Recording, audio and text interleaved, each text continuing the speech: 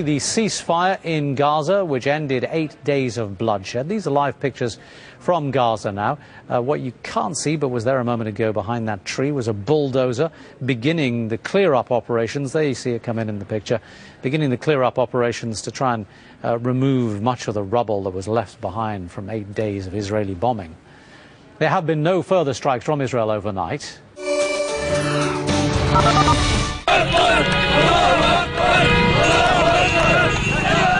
Palestinians celebrated the two-stage deal. Both sides agreed to an immediate halt to their attacks, and then after 24 hours, Egyptian state media reports Israel will begin easing its so-called blockade of Gaza. The Israelis also want an end to smuggling weapons into Gaza. The Israeli Prime Minister says this is an opportunity to work out a long-term ceasefire, but warns of further military action if the rockets do not stop. So far, Israel reports as many as 12 rockets have been fired since the truce was announced.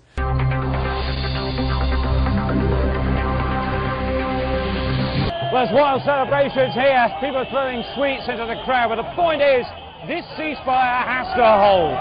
If rockets start going into Israel from Gaza, then Israel will respond with real force. They've already said it.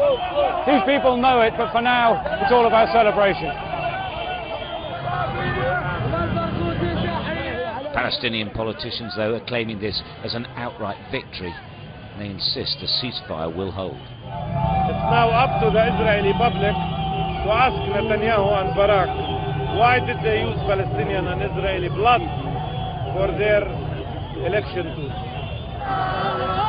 Israel is skeptical that Hamas can deliver proper order and control more militant factions. After the deaths of over 150 people since last week, there is at least a ceasefire now.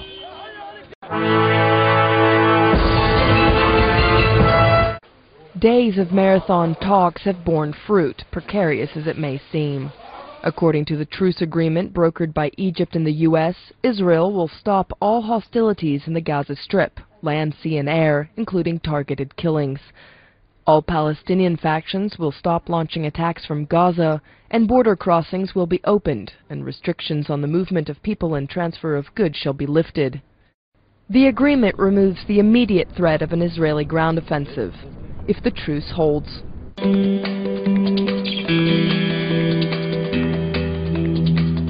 Israel has let it be known that if the ceasefire with the Palestinians in the Gaza Strip collapses, the result will be a renewed and harsher military response. I know some people are expecting more severe military action, Prime Minister Benjamin Netanyahu told a press conference, and perhaps we may need to do this. But at this time, the right thing for the State of Israel to do is to use this opportunity to achieve a long-lasting ceasefire.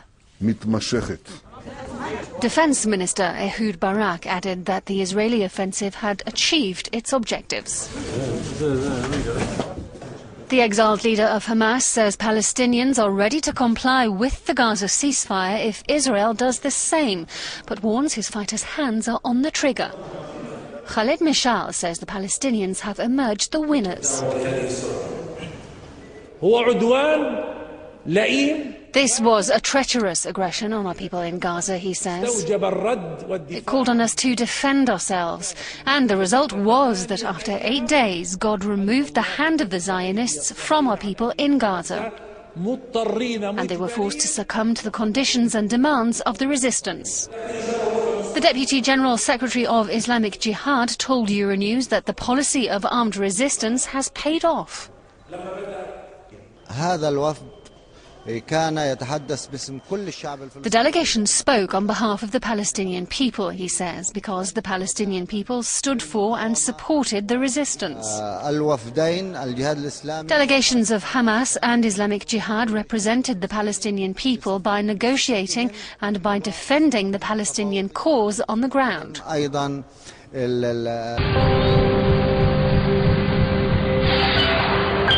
Aides say President Obama left an Asian summit Monday night to call Egypt's President Morsi.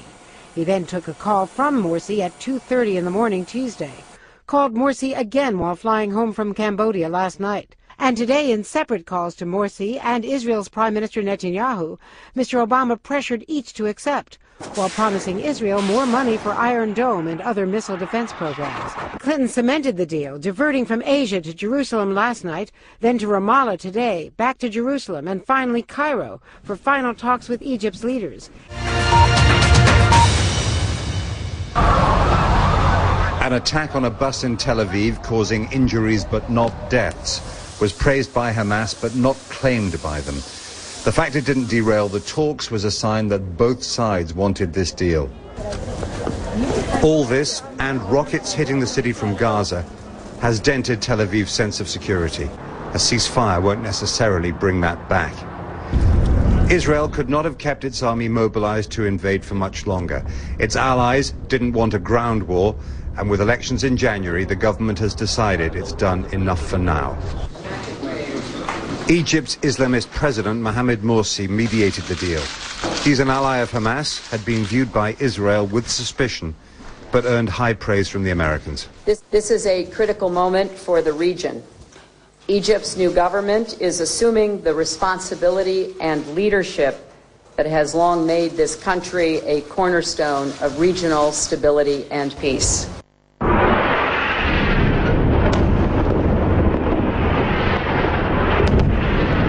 But the sight of weapons supplied by the US bombing Arabs once again today means that too much American praise is something no leader in the new Middle East wants right now.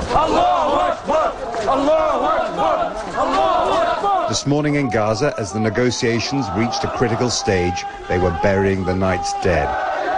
The new Egypt wants quiet here, not killing, as it struggles to recreate itself. In the years since Hamas took over the Gaza Strip, there's been a lot of cross-border violence, and there have been quite a few ceasefires too, and they haven't held. There's no reason to suppose a new one will either, not unless there's something to change the political equation.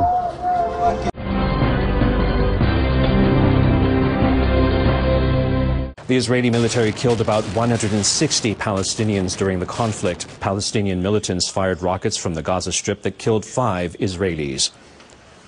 Prime Minister Benjamin Netanyahu said the right thing for Israel is to reach a lasting ceasefire, but he warned of a wider military operation if security was threatened.